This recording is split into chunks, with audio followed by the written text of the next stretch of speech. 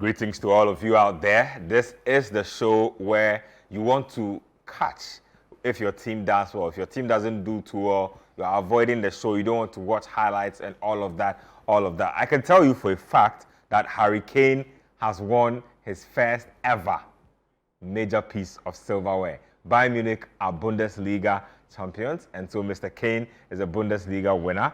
I can also tell you for a fact that the Serie A is still going strong. It's a 3-point gap between Napoli, the league leaders, and Inter Milan, the chasers. So that's how it's going down. As far as Premier League action is concerned, Ruben Amorim still can't win back-to-back games. Does it in Europe, flops domestically. Chelsea are finishing the season strong. They want that Champions League slot. And down here locally, it was Accra Hearts of Oak taking on Kumasi Asante Kotoko. Also on the basketball side, the Denver Nuggets are through to the semi-finals of the Western Conference. They take on the OKC Thunder. They beat the Clippers in 7 games. That's my first item on the show, so I'll get that out of the way. But our tactical board is back, meaning that coach will be back with the X's and O's as far as tactics is concerned. Let's take a quick turnaround. When we come back, I'll introduce my two good friends, and then we'll get today's show going. Welcome back to Scorecard here on Channel 1 TV. Show proudly brought to us by Soccerbet. My two good friends are in the studio, Coach Christopher Nimley and Susu Graham. Gentlemen, welcome to the show. Thank you, Ben. What have you been both up to? I mean, it's a typical football weekend. And like you rightly said in your introduction, if your team performs, you are eager to come and be on the show and show or make those statements that at least you'll be very proud of. And Harry Kane is finally, oh Lord Jesus, finally the man is a champion. Oh yeah. Of course. I think he deserves it. And well football would have been so unfair if he hadn't won something. You know, a little on Harry Kane. I was talking about it with my dad earlier. This is a man who's been Bundesliga top scorer, Premier League top scorer, World Cup top scorer, top scorer at the Euros, top scorer in the Champions League. But yes, still no. That's crazy. Yeah. So his goal scoring He's top scorer this season, right? Yeah. Basically, every major competition he's played in, he will be top scorer. But he's just never managed to win anything. It's just very unfortunate. So, I mean, his talents deserved at least one. So at least. We are glad this happened. I tried to watch some basketball. We'll go on to it, but I didn't end up finishing the game because it was clear from a certain point that things were not I watched up to halftime, then I fell asleep. I ran out of gas. Oh, anyway, I didn't fall asleep. I was awake. I can tell you that you didn't miss anything. Well, I have that here as my starting item. Let's get right into some NBA playoffs action. It was a big game. It's a game a lot of people have said could easily have been the conference final. It went all the way to Game 7 between the Nuggets and the Los Angeles Clippers. The Nuggets have eked past the Clippers. They will take on the Thunder in the next one. Let's get the highlights and then we'll come back in and I will just try and break it down a little before we get to some other stuff. Julian Strother with the exclamation points there, but the big news is that James Harden has been to 7 Game 4s with 4 Game 7s with 4 different teams, and he's lost all of them. That's crazy. He scored 7 points last night in an elimination game. It took only 8 shots. And for me, look, I like James Harden. I've said this before many times. He's a very underrated player. But people continue to underrate him because of performances like this. I think his problem is that when he gets to Game 7, his nerves overtake him. Something overtakes him because he can't shoot. We watch James Harden. If I told James Harden played a game and he took only 8 shots, you'd be surprised. You'd ask yourself, did he go off at halftime or what? He seemed afraid to shoot. And he seemed to lean into the passing because he was afraid to shoot. Because he had 13 assists on the day. So clearly, it's not like he wasn't there. He played. He got 13 assists, but he was afraid to shoot.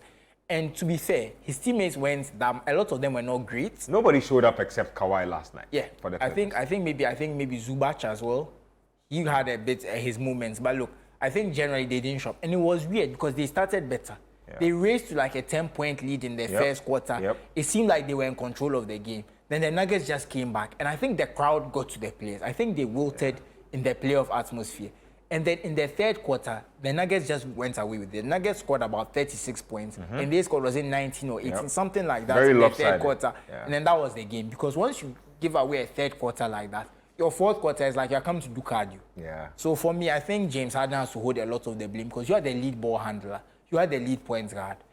And it's just very disappointing. For a player who in the regular season, he puts up some big numbers. This is a guy who scored 36 points in a regular season merchant. No. I think a player who can score 36 points, average 36 points in a regular season, you can't come into an elimination game and score only 7 points. It's not good enough. And for the Clippers, this is their third straight first round exit.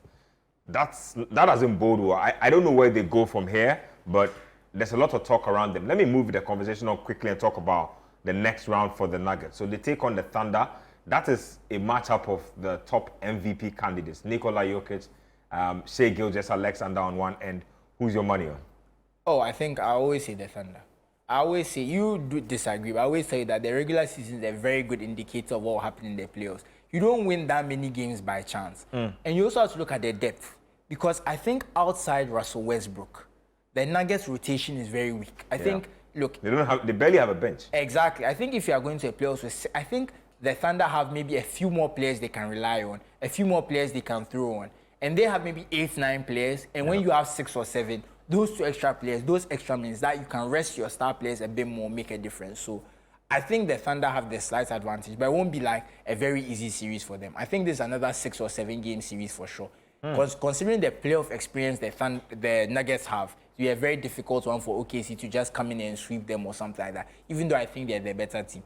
I think they'll win the series, but I don't think it'll be an easy one. I think it's a minimum of 6 games for sure.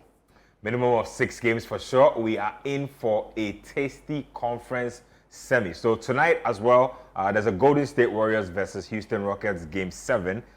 It's a win or go home. The Warriors know what's at stake, so that's a big one. And then there's another semi that has started in the Eastern Conference, the Indiana Pacers and the Cleveland Cavaliers. That's game 1.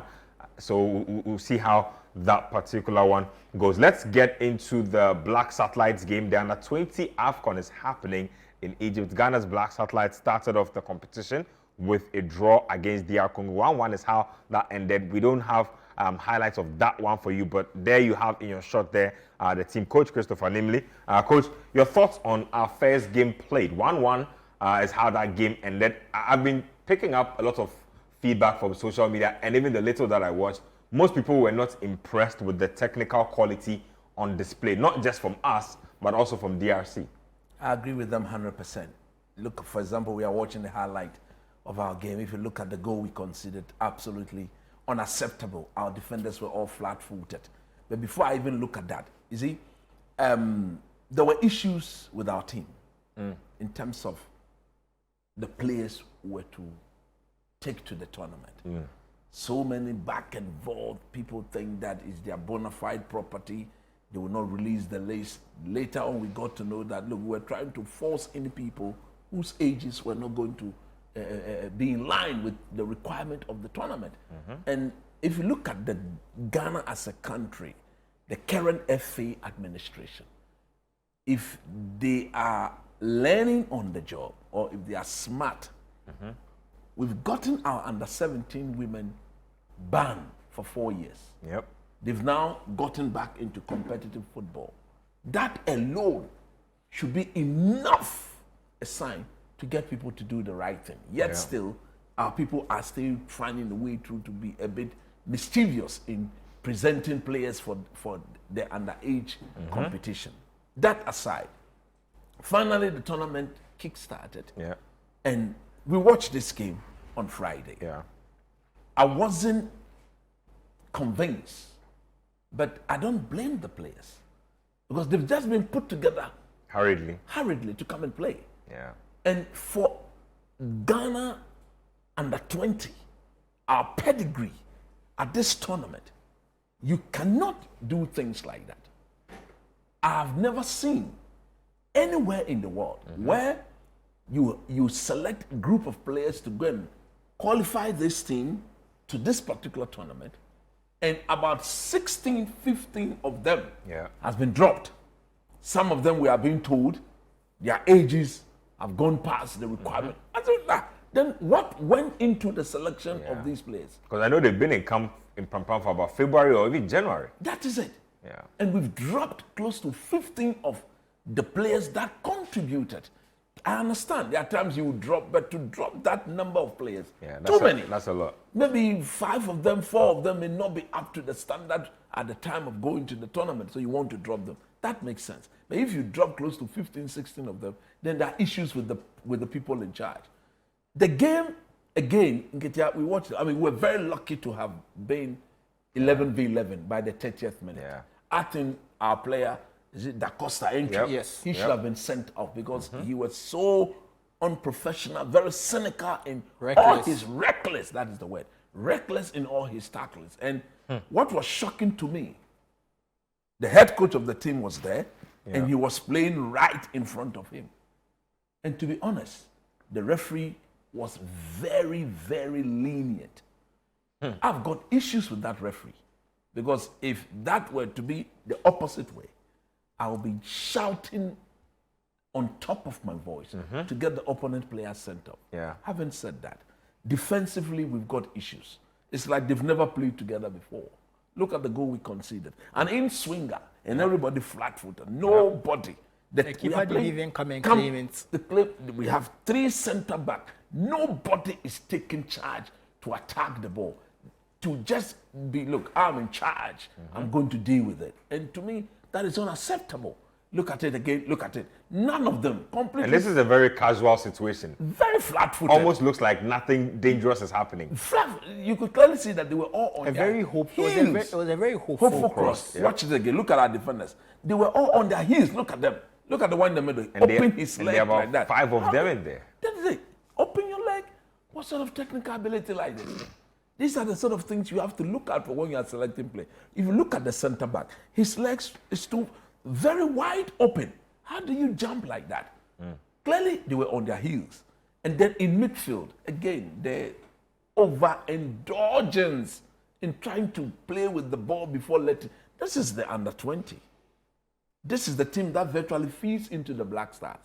So when you joke with this team, you are jeopardizing the future of our national team proper, the Black Stars of Ghana.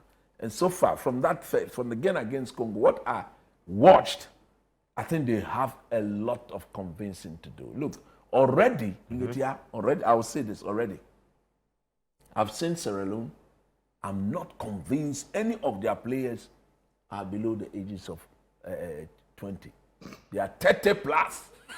30 years plus. I saw I'm telling you. the Sierra Leonean goalkeeper you're talking about. This is so bad. And it looks like he's been forced to shave. Jesus So you can see the all the pimples you can and the see wrinkles on his face. the razor bump. What is this? And the same the same outlines. Charlie.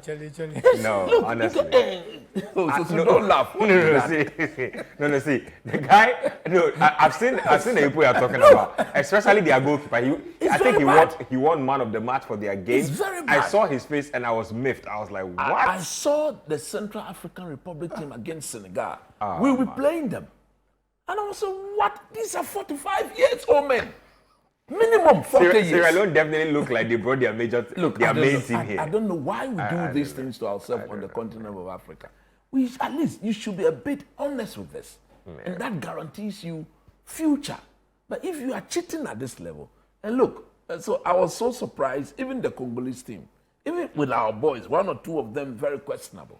But at the end of the day, our next game is against Senegal. Tomorrow night. It's a must-win. 6 p.m. I watched the Senegalese. Look, the Senegalese drew that game because the Central African Republic team, like I said, minimum age 35 years. Minimum 35 years. These were just are too physical. old men, very, very physical. And you look at the Senegal boys, young boys. Yeah. They are doing They something. won the under 17. Young boys, and you see the movement. Was it like 2-3 years ago they had won everything at every so level? that their under 17 team is what they What they are eventually bringing, brought here. And you can see them that look, these are proper under 20 boys. And that's why they will continue to win the AFCON, because they are bringing actual boys to come and learn how to play. We need to do things properly. We need to do things I just want to say something tiny. The over-elaboration and overindulgence on the ball. Yeah. I think it's a cultural thing, to be honest. 'Cause I think you see it a lot at every age level. That it's something that it takes a while for our players to get rid of. Yep. I don't know what it is, but I feel like maybe the style we play, I don't know what it is, but it's very common. It's a very common issue with our players, which is why we have a lot of more midfield players. But in the other positions, you are not seeing it, because it's like there's a lot of, oh, I want to pass, do this, dribble. I don't know what it is, but we need to work on it for These sure. are the things the technical director and the technical advisor at the FA should be working on. These are the things you need to put your imprint on at the lower level. So, like I said, tomorrow night, Ghana, Senegal, 6 p.m. That's our second game of the group. As things stand now, everybody has 1 point in that particular group because there's been no win in the group. Let's move it on and let's get to England. Let's get to some Premier League action. Manchester City were up against Wolverhampton Wanderers. You know that the race for the title is done, the relegation battle is done, but the race for European places still remains alive. Wolves presented a very stiff challenge for Man City. Probably feel like they should have won based on the chances they created, but City were clinical, took all 3 points, and then kept a clean sheet as well. Let's get the highlights. Well, Manchester City winning by a lone goal, 3 points, clean sheet. The table is tight. Now, let me show you what the table looks like, or let me give you an idea what it looks like. So, Arsenal in second place have 67 points. Manchester City in third have 64 points. And then everybody below that, Newcastle have 63, Chelsea have 63, Forest have 60, Villa have 60. Villa are in 7th place. So the next 4 games in the league have become extremely important for a lot of the teams. And we see a lot of them playing each other. Yep. Newcastle, Chelsea have to play Newcastle and Forest. Yep. As far as I know, I think Villa have to play, I think. Villa have, I believe. I think maybe they are playing Newcastle. Let me just check. So there's a lot of teams playing each other. Arsenal are playing. Aston Villa play Bournemouth, Spurs, and United. Bournemouth, Spurs, and United. I think Man United and Spurs are now focusing on the Europa League. I think that may be an easy ride for them. Arsenal will play Liverpool and Newcastle. Yes. Newcastle go to the Emirates. So a lot of Arsenal play Liverpool, Newcastle, and then Southampton to finish the season. Just thoughts on that race and how it's shaping up, because over the weekend, the big argument was that Arteta didn't rest his players at all because he's realized that all of a sudden, the second place that looked sure and guaranteed suddenly looked shaky. And so he had to field a strong squad, but still lost. No, they dropped a lot of needless points. Look, they've drawn like, what, a third of their games this season. They've lost 21 points from winning positions. That's the bigger issue because they've taken leads and they just can't hold. We saw it against Palace. We saw it against Bournemouth. I know sometimes you can talk about the questionable refereeing decisions because even the Bournemouth winner, you can ask yourself that, did they hit his hand? Did it not? There's all those things. But at the end of the day, you don't put yourself in a situation to be at the mercy of the referee sometimes. Because if Arsenal had scored 2 goals, for example, instead of 1, some of these conversations, the game would have been different. You have a better lead to protect. Because a lot of the games, the reason the referee decisions have become so relevant is that instead of scoring a second goal to kind of confirm the game, they were not able to. So you are in a situation where you are only leading by 1, and then the referee does something, you concede a goal, and now the game is beyond you. But the bigger question is, can Manchester City unseat Arsenal based on the remaining fixtures? I think they can. They can. I don't think they will get beat in midweek to PHT. Yeah. Their mentality would have gone this. And they play Liverpool at Anfield. Liverpool have checked out of the season. They have. Liverpool rested a lot of the players. What if he decides to go with his first team? And then you can, as champions, you don't want to be seen losing games like that, especially not at your home. So should Arsenal get beat by Liverpool and Man City win, by the end of next week, Man City will overtake them. That is how tight it is. On goal difference. I think Arsenal will be fine. No, obviously, I think they just need one more win to guarantee that they'll be part of the reason I think they'll be fine is that there's about 3 games left. City are 3 points behind them. I expect City to get at least 7 points, but I also expect Arsenal to get 6. I assume that they'll lose one of Liverpool or Newcastle, but not both, and beat Southampton. That's how I see it. And especially in Newcastle are not good away from home. Generally, their away results have not been good. We saw them go to Brighton. Brighton were in a poor spell of form. Brighton are leading most of the game. They need a last-minute penalty to get a draw. They just don't travel well. But at home, they are very good. If it was the reverse and Arsenal were going to Newcastle, then I'd say that there's no way they are getting those points. But Newcastle have not traveled very well. So because of that, I think that Arsenal will beat Newcastle and they will obviously beat Southampton. And those 6 points will be enough because right now without Well, they have to because they have 1 win in 5 matches. Arsenal and have that win, 65 points now, isn't it? So when they get the 3 points, they have 3 points, 67. No, they have 67. so 3 more takes them to 70. Yeah. And if you look but at they the have fact 1 that, win in 5, and that win came against Ipswich. and that's a concern. It's a concern that, as a manager, if you look at how big midweek is to the team, I think one of the reasons why he decided to play a very strong team against what was the team against Bournemouth was the fact that he needed them to restore some form of winning confidence. We'll come to that. It's one of the tactical things that I'll be talking about. And but on the part reverse of side, Citi, PSG rested all their players. If you look at the PSG team, won the league. even the keeper was rested. But you see, that is when you do that, it can break some rhythm. Yeah. Because we've seen this PSG team years back, wrapped out the French league very early, started resting players. When it was time to wake them up in the Champions League, they couldn't wake up. So I completely disagree With resting almost everybody. Some of them will have to be given a start. I think And some then- of them came on later in the game, but they didn't start. I think that That's was what the idea. it is better you start them and take them off than to get them to sit. After all, we are winning. We don't want to. And they did it's a lose bit the like game. They lost the game to Strasbourg, Yes, I believe. very, very lackadaisical approach. And for me, it may work, it may not work. But I'm not the type of coach who will say that if I'm going to rest my players, I prefer to start them. But and I take think them out. every Champions League team, apart from Arsenal, rested most of their Inter Milan players. rested players. Barca rested about players. 7 or 8 players. Barca too rested 7 or 8 players, if not more. Is it PSG have lost their last 2 games in the French league? But Barca and Inter have won. But the problem here is that because the first time they decided to rest, they lost. They rested again, they've lost. Now those guys who are the main guys now, I can say they've gone 2 weeks apart from the Champions League in where they went at it. Yeah. You don't want to rest your players beyond a week and not I getting get them what you active. mean. It Yeah. can just disrupt it the definitely rhythm. disturbs your match fitness and rhythm. Anyway, let's take a quick break here. When we come back, we'll get into our first tactical breakdown of the day, that game between Arsenal and AFC Bournemouth. Stick with us here on Scorecard. We'll be right back. Back to Scorecard here on Channel 1 TV. Let's get into the highlights of our first tactical breakdown game. Arsenal Football Club are taking the lead, but losing at home to AFC Bournemouth. Let's get the highlights. Welcome back. Let's get to the tactical screen now, and let's see what coach has for us. Okay, Kit, yeah, look, to be honest with you, Arsenal, I just don't understand what went into the defending of those 2 set pieces. For a team that is that dominant on set pieces, how many times have we not been on radio, on TV, say that when it comes to set pieces, they are the kings of what?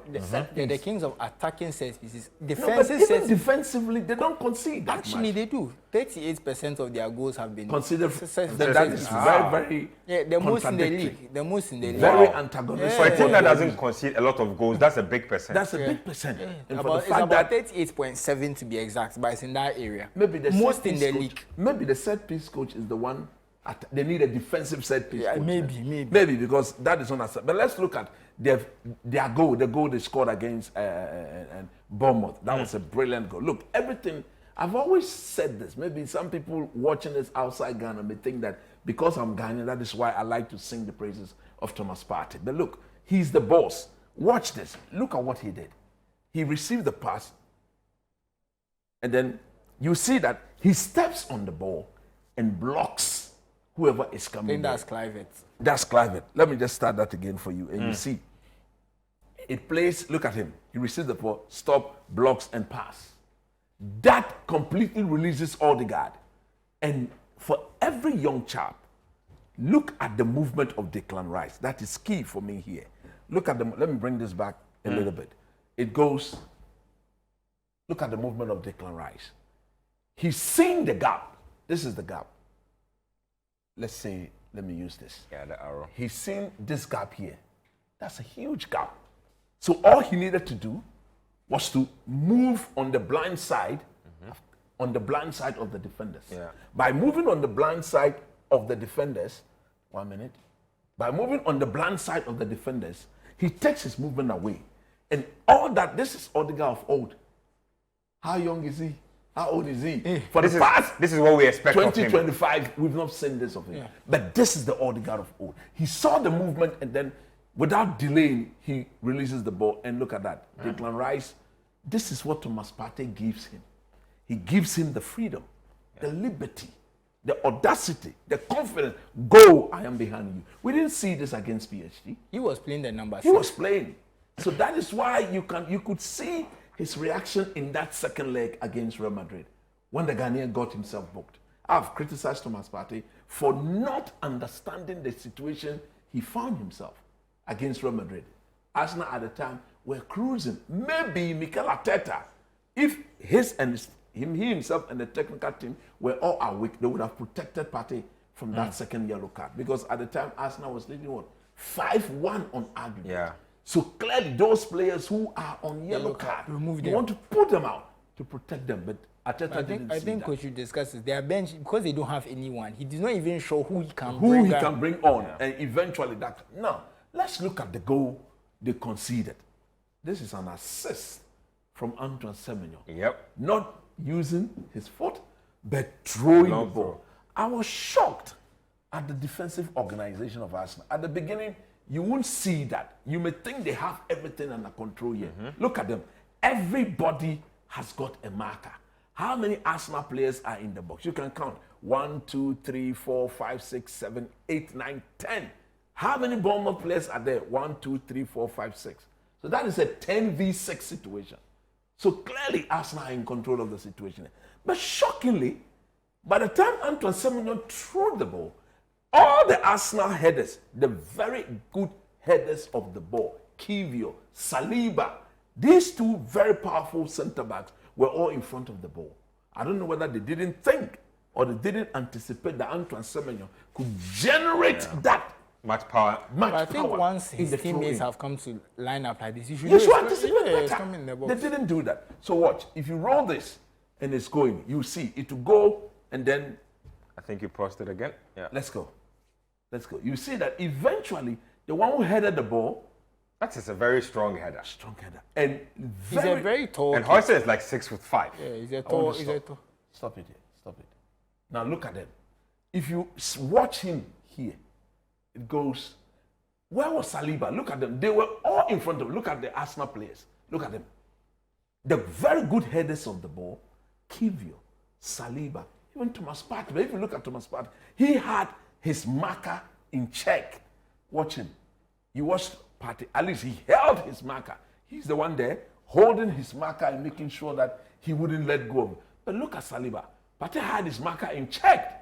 The guy who was with Saliba and Co, he dropped back and then headed the ball into the back I of the think net. what it was that they kind of the people that Saliba and Co are marking intentionally moved towards Yeah, them they so were that with they them. would so they would and follow then them. and then they drop back. So the point I'm making here, maybe they didn't anticipate that Semenyo could generate that level of power. I think it was a man marking situation, so they followed their men, and then because he started in front of the keeper, he was with Lewis Kelly or someone. Yes. And then Shook moved. him. Yep. So, So but my issue is more so that he's one of the taller players in the team. So Yes. why was not Saliba or Kyrgios with him? With him, that's Rather, the problem. That's my It's- bigger issue, and rather so than where they were. The only player who did a man marking was Thomas Partey. Because you could clearly see holding and making sure that whoever he was touched to mark, he had the person in check. Saliba and Kivio and Co, they were zonal marking. They were there believing in their ability that no matter how well Semenyo is to throw that ball, they were going to do. And they didn't deal with that, and that was their own. So at this stage now, you can now see the nerve of the Arsenal players. Were they thinking about Wednesday, or they were fully focused and you on saw this that game? he took some players off around the 70th minute and cool. So Now, clearly, once every player, including the technical team, started thinking about what is ahead of them, the rest may just drop off. And as a result of that, they didn't see the next goal coming. No, this is the wrong game. The By name- Nelson. The Emerson goal. Evan Nelson, yeah. There go. Again, this was even more shocking to me than the first one. Because if you look at the mark, I've never seen. When did you ever see Odegaard when Arsenal is to defend a set piece? Yeah. Odegaard drops into the box of Arsenal and is one of the man-to-man markers. I've never seen that before. And Evan Nelson is a good header of the ball. And the 1-2 that he was with is one of the tried and tested good headers of the ball for Bournemouth. But Odegaard, yes, you may not be very powerful in heading the ball, but at least you should put in the right effort. Everybody will see that instead of Odegaard looking at the ball and keeping the player in check, he had his back facing the ball and just holding the player, not looking at the trajectory of the ball. Maybe he's got eyes at his back. I don't know. Now watch what he did. He wrote that it's a corner kick. Let's go. It's corner kick. Look at Odegaard. He's not even looking at the ball. Nope. He's just interested in holding. They are tussling with this. One, the player is stronger than you. Two, you are in between the player and the ball. Watch him. He finds himself in between the player and the ball. So why look at the player and not concentrate on the round object? This clearly tells me, if you are a Luis Henrique and you are watching this, they are there for the taking on dead balls. These guys are there for the taking. Maybe they are missing Gabriel. Yeah. Maybe they are missing Gabriel because he's the best. He's their best area threat. And once he's not there, maybe Saliba's aerial control is not as like somebody said, Gabriel is the one who makes Saliba look good. When it comes to playing the ball and Saliba, I think is the better player. But in the defense, it has to be Gabriel. No two ways about that. Well, But I want to say something about this set just piece. quickly. Again, I think Arsenal, what I've noticed from these two set pieces, I think they are getting their marking wrong. Yes, it's all about the marking. I think both times they got their marking wrong because I don't see why. Or they had the wrong partnership. Yeah. For example, in the second goal like this, they conceded. How would you assign Odegaard to go and mark? Exactly. That's what I mean by they have their marking wrong in terms of who should mark who. Yeah. Because at least put someone who's a bit bigger. Put maybe Declan Rice, Partey, Kyrgios, Saliba, someone like that on Evan Nelson. I think at the very least, you should put dominant area. Maybe you want one guy who's a bit free to kind of, so he can roam around to challenge for the ball. But I think looking at the other top players, you should get that. I think they got it wrong on both goals. Yeah. But luckily for them, talking about the PSG game, looking a bit forward, PSG are going to have one, maybe two dominant headers of the ball in their centre backs. That's it. Because they don't play with a dominant aerial force. Most of their players. And even their midfielders, look at them. I don't think they have any midfielder above. I think one is like 5'10", the rest are like 5'8". They are very small. So this is grounds for Arsenal to be worried. This is an area PSG can exploit.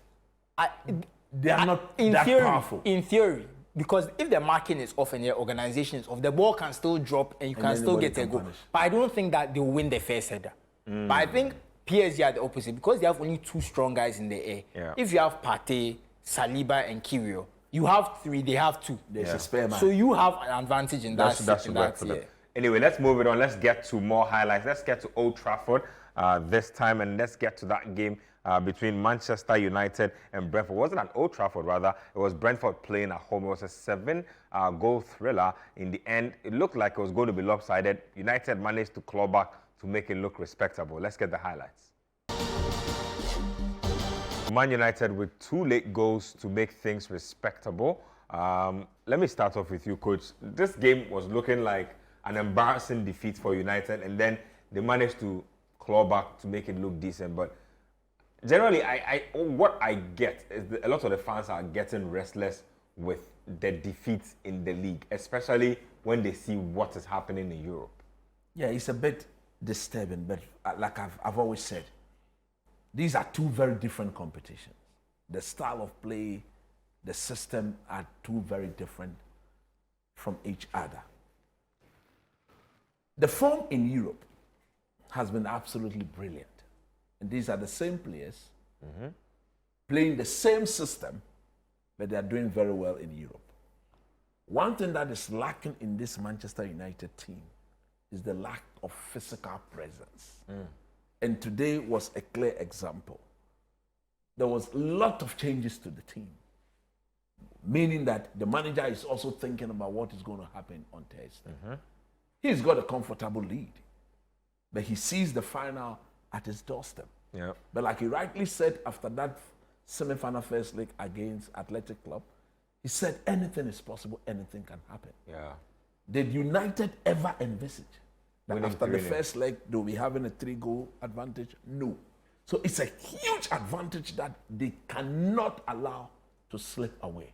So in the case of Amorim deciding to rest, there was no Bruno, there was no Casemiro, there was no Rasmus Haaland. You can name them. Clearly understandable. But again, that doesn't mean that you should go out there and you get beat in such a manner.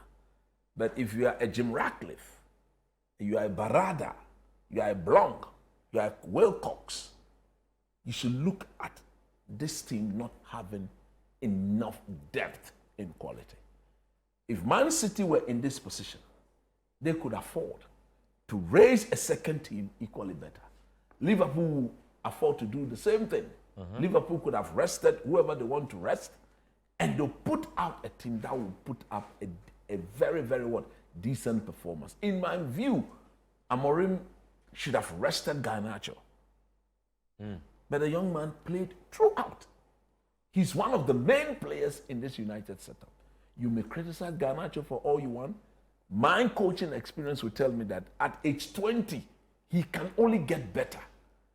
If at age 20, he's dealing with the nerves of playing, the pressure of playing for Manchester United, there's nowhere or no team in the world that young boy cannot go and play his football.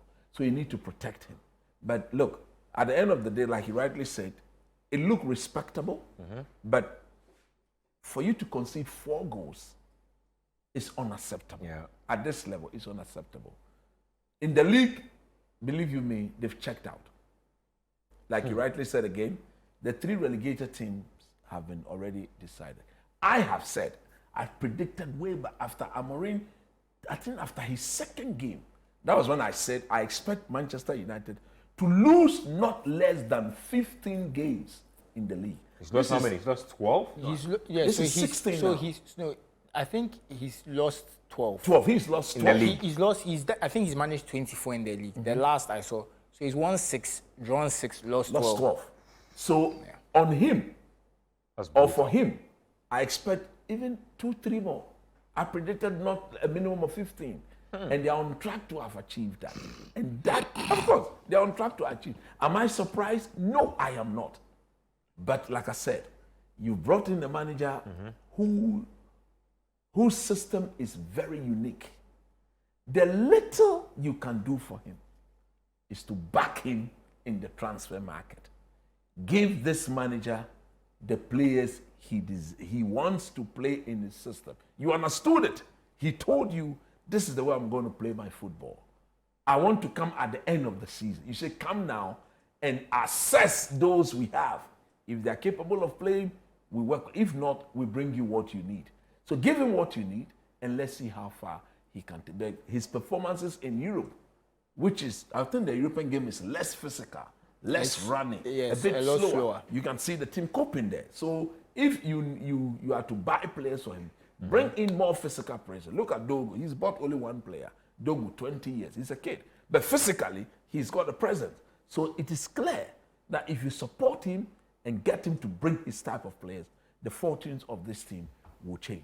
Let me take your thoughts before I read some messages on the United game. How does this affect them going into that Bilbao game? I think it's like Coach said. It's once you rest all those players, then you have a 3-goal lead. We all know what the deal is. You are thinking about the European game. You are looking for it, so it's fine. But I'll say this, and I've said this for most of the season. The league form is still unacceptable. I think even though they are doing well in Europe, credit to Amorim for that. Always give him credit. The league form is a disservice to him. And to be honest, it makes people think less of him as a coach. I don't think he's that bad a coach as the league form suggests. Yeah. And I don't think the team is as bad as the league form suggests. I'll also say, I think in that respect, I think he's slightly he's underperforming to a certain extent. I don't think Manchester United should be sitting 15th or 14th or wherever they are on the table.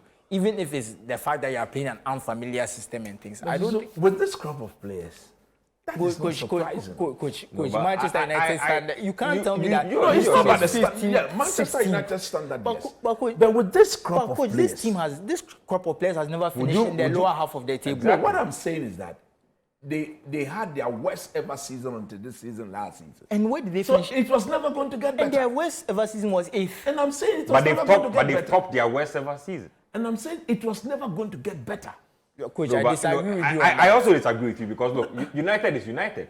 That's what I'm Regardless saying. of how it It's goes not even down, about you United. cannot lose 12 matches It's, as it's a not- United it's, manager. it's not even about so you see- United is United. You can't tell me that this is the 15th best squad in the Premier League.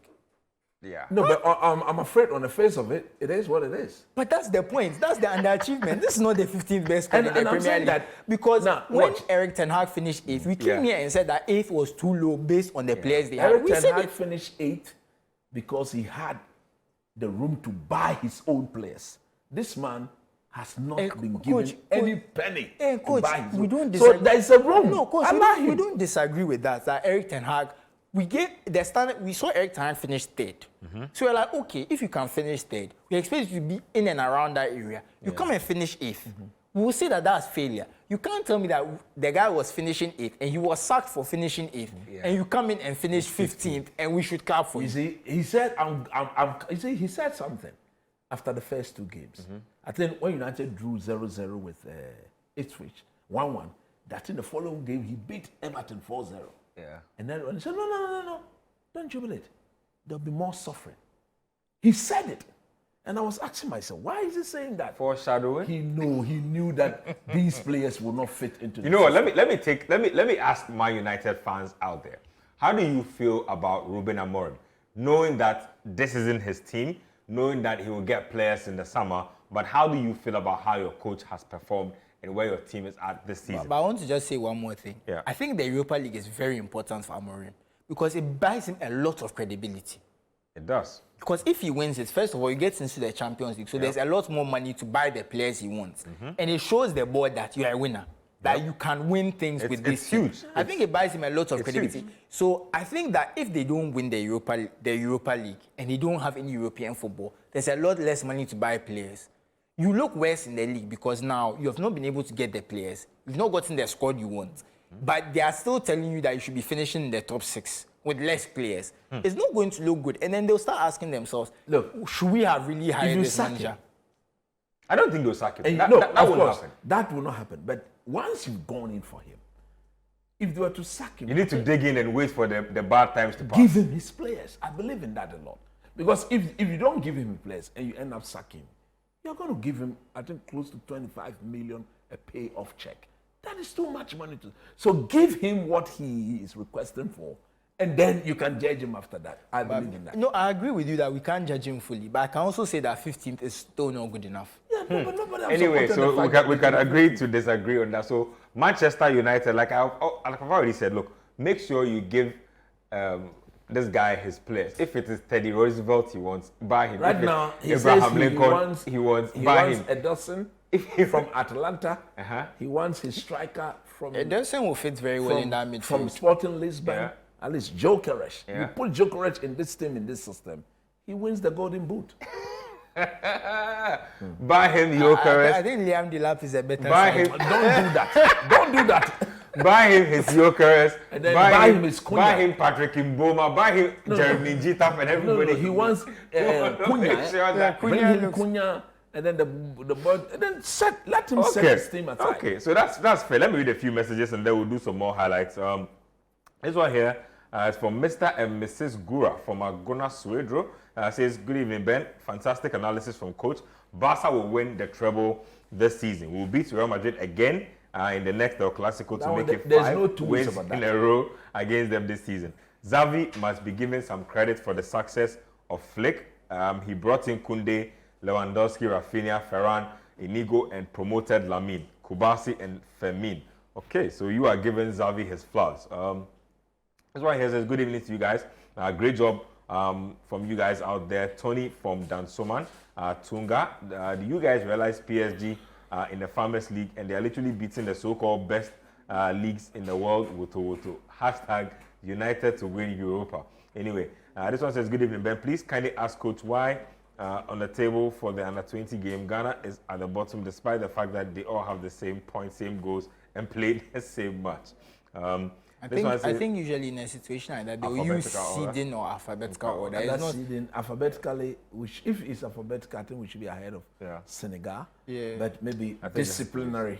Yellow cards can be a thing as well. So super from Adenta. Players are collecting yellow cards. Yeah. It's like that's actually probably what it is. Super from Adenta says that, good evening, guys. I want your thoughts on this. In a situation where United wins the Europa League and gets relegated, United is not getting relegated. And get relegated, though, will they still qualify for the UCL and play the UCL? Yes. You play whatever you play. This one says, good evening to my favorite sports crew. Last week when I said age cheating in African soccer is too much, and one of the reasons why African teams tend to suffer on the world stage, you guys disagreed. But here we are. You people are complaining about ages in the ongoing under-20 tournaments. You should give me my stone. You see, the thing about that age cheating thing is, there's age cheating in other parts of the world, and it doesn't affect them as much. There was an age cheating scandal in Brazil a few years ago. A player played in the Under-20 World Cup when he was 26.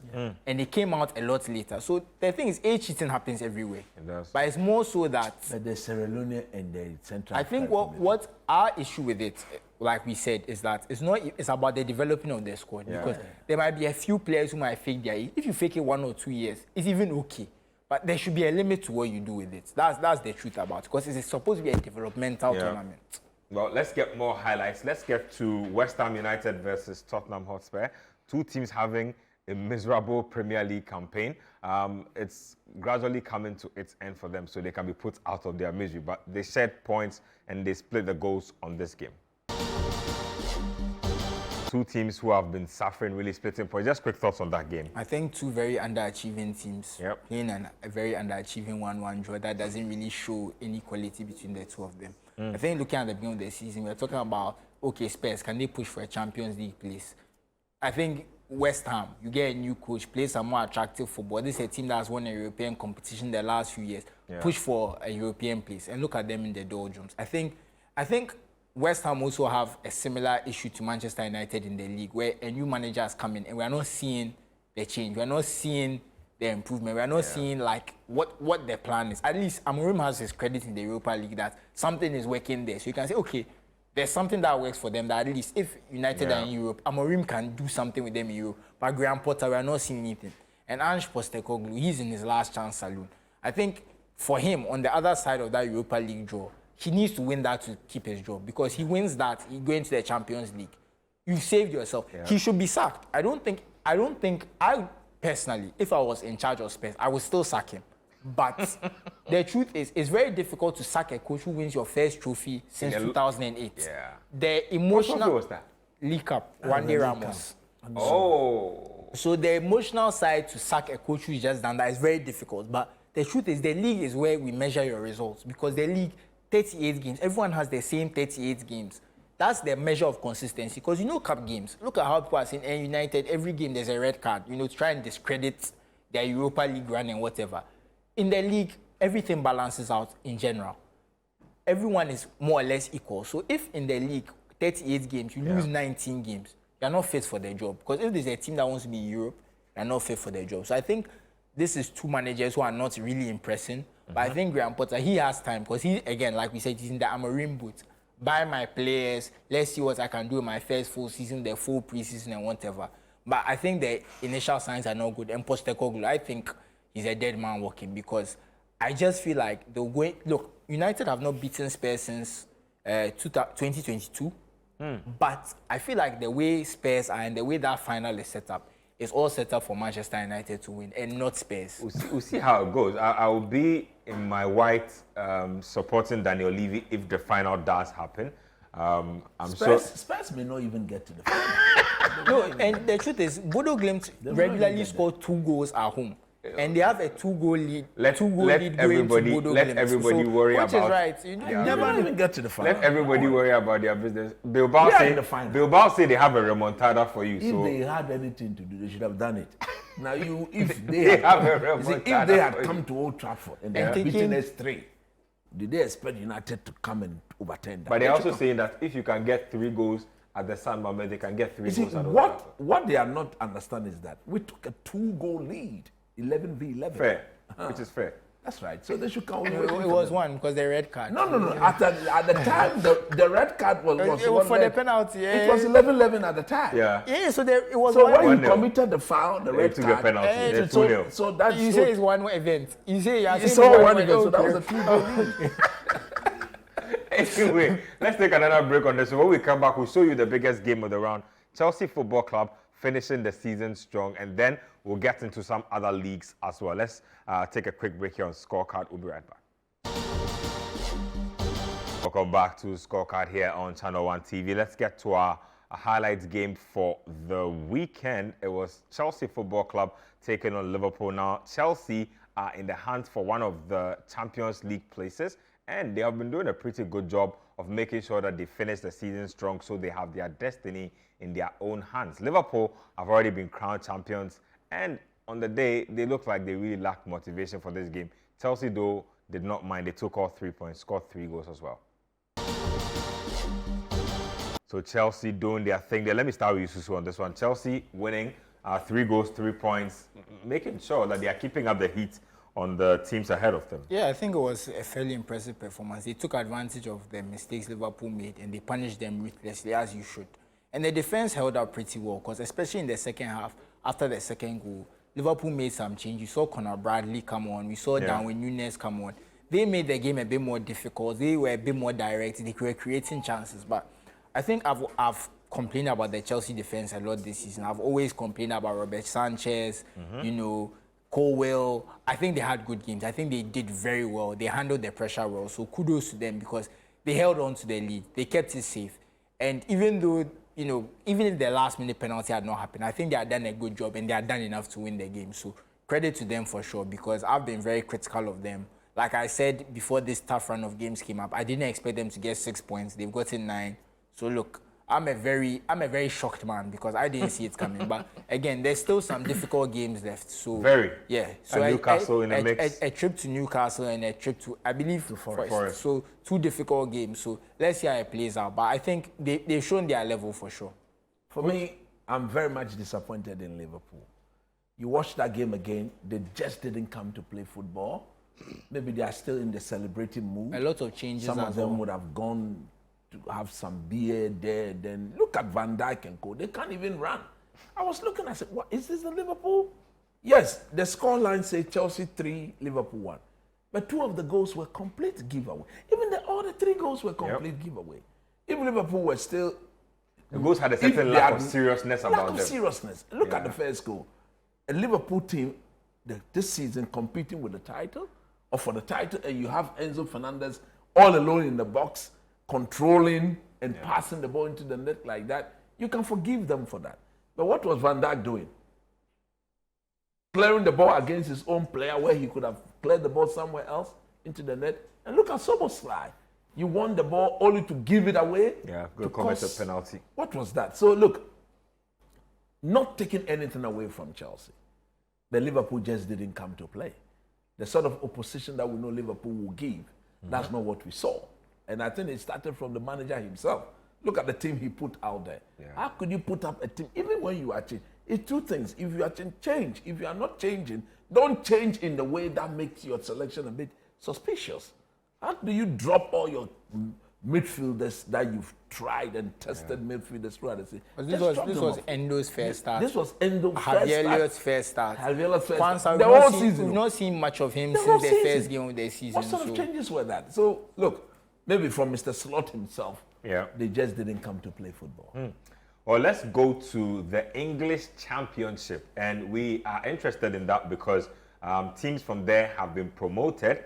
Some teams have also been relegated. Let me start from relegation. Luton Town have suffered back-to-back relegation. So they got relegated from the Premier League last season. They've now been relegated from the Championship as well. Then when you talk about the promoted sides, Leeds United have emerged winners of the Championship. They missed out narrowly last season. This season, they have emerged overall winners. Now, they finished the season with 100 points, level on points with Burnley, but on goal difference. So Leeds United played Plymouth Argyle. Plymouth Argyle have also been relegated, actually. No, I think they survived. Oh? No, they've been relegated. I guess they're the last. They've been relegated after knocking Liverpool out of the FA Cup. Very interesting. So Plymouth Argyle and Luton Town are gone. Cardiff City is the other team Managed by Aaron Ramsey. that have been relegated. So 3 teams gone. Burnley and Leeds have secured promotion. There's a playoff for the 3rd spot between Bristol, Coventry, and a couple of teams in that mix. I'll give you that in a bit. But let's get United are also in there. Exactly. Let's get to the highlights of that Leeds United Plymouth Argyle game. It's the game where they eventually wrapped up their win in the championship.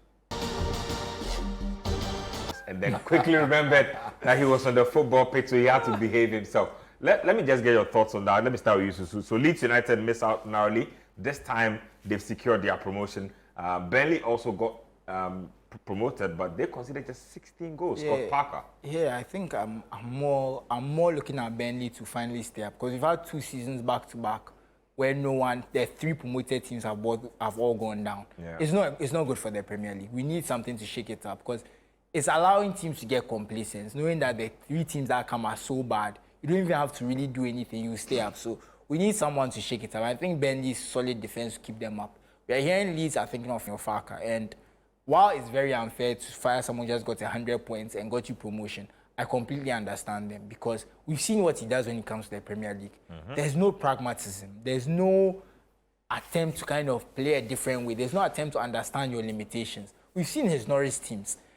I think all of them have finished last, if I remember correctly. They've come as champions. Yep. If I remember correctly, both times, and came to finish last because there was just no fights, no awareness of the situation. So I'm not a fan of the way his Norwich teams have handled the Premier League. So I can understand where Leeds are coming from. It's unfair on him, but he's a victim of what he's done.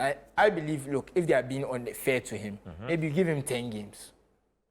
He doesn't show anything. And then you because, let him. you see, they have to stay in the Premiership. Yeah. Leeds United, most people don't know, is one of the traditional teams in They England. have 4 league titles. 4 league And titles. they've even gotten to a Champions League semi-final. Semi-finals before. Yeah. So Twice they actually in the they cannot 70s just be and coming and going.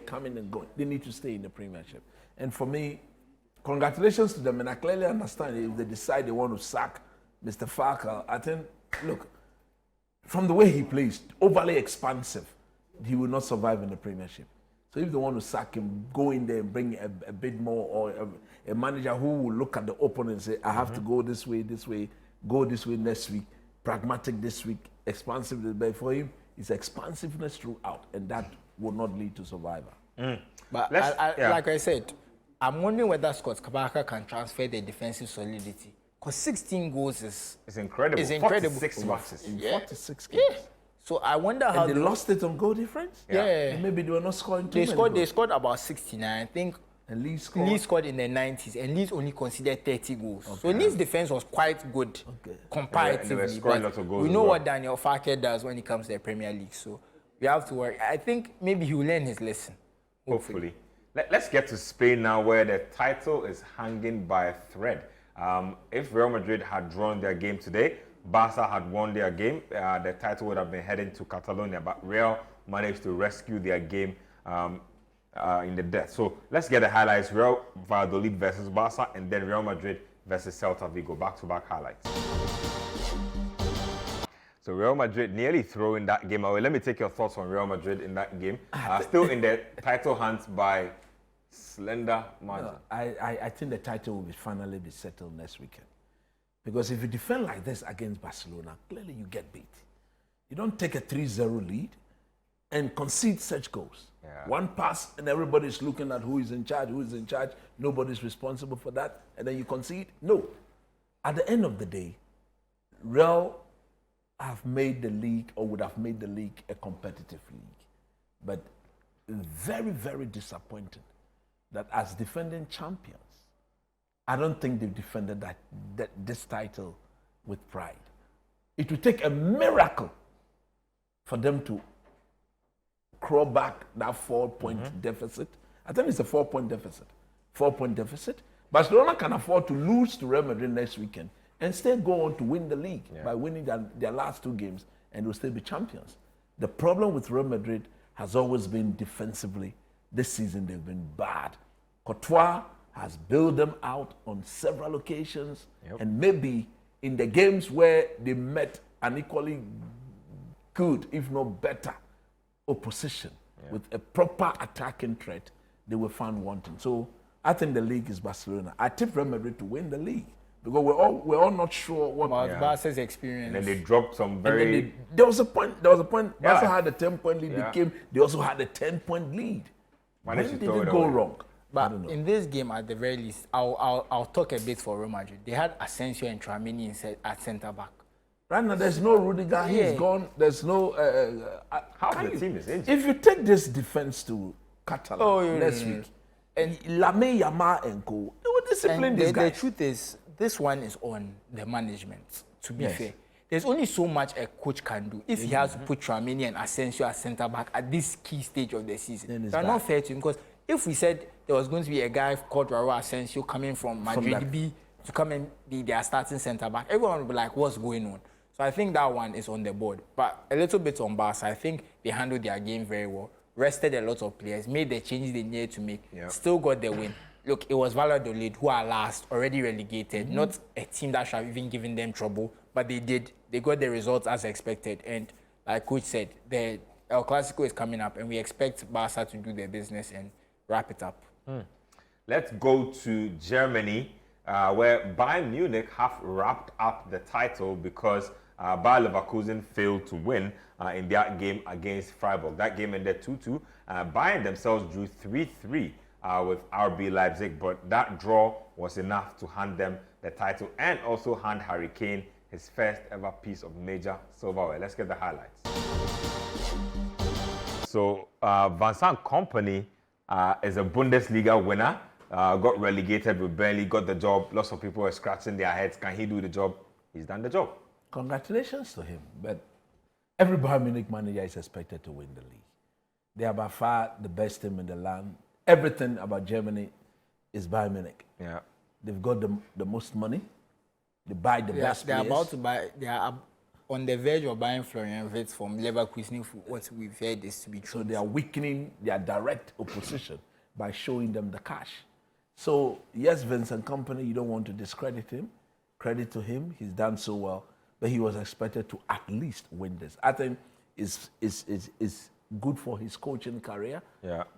Because he's a young manager who sees himself to become one of the best in the world. So if at this very early stage He has won a Bundesliga. he can go and deal with the Eagles at Bayern Munich and get them to win the Bundesliga, got knocked out of the Champions League by tactically the best team in the Champions League. And they could have won that title. It They was could a have won. finish. If only they were a bit clinical, they could have booted out Inter Milan.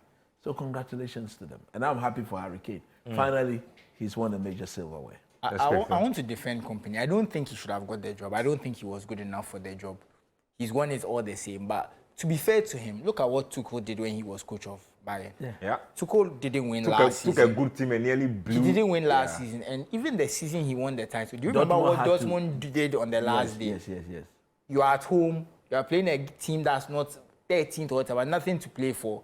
And you basically lose on the last day. If you remember, Jude Bellingham was crying and that kind of stuff. So, to be fair, Bayern have not looked like themselves. So for him to win the title with games to spare, it just shows that he's done a very good job. Credit to Leverkusen, because Leverkusen basically had the best Bundesliga season of all time last season. So They were never going to repeat. But to stay ahead of them, to be better than them, and to use what you have to your advantage, it takes a good coach, and he did it. Harry Kane got 24 goals. He's likely to be top scorer again. So two seasons, 2 top scorers. Great for Harry Kane. Why great didn't for he play? He's injured? Suspended. So, the Bundesliga, in fact, he complained about this. They don't have, the Premier League, when you reach game week 19. They scrap you. No, they don't scrap it. They make it that it's rather 10 yellow cards for 2 games. So if you have 4, you now have to get 6 more to get a 2-game suspension. That's only until game week, is it 32 or 34? And then they extend it again to 15 yellow cards for a 3-game suspension. So if you get 5, you don't get the suspension. But in the Bundesliga, they don't have a kind of amnesty or a way to extend it. So the 5, once you get your 5th one, a suspension. So he missed the game because of that. But he'll be playing their next game. So Congratulations to Vincent Company. Congratulations to Bayern Munich and Harry Kane for winning the title. And congrats to you for watching the show right up until the end. Thanks very much, Coach Nimley. Thank you very much, Susu Graham. Thanks to all of you who sent in messages as well into the show. Same time next week, Scorecard will be back on your screens.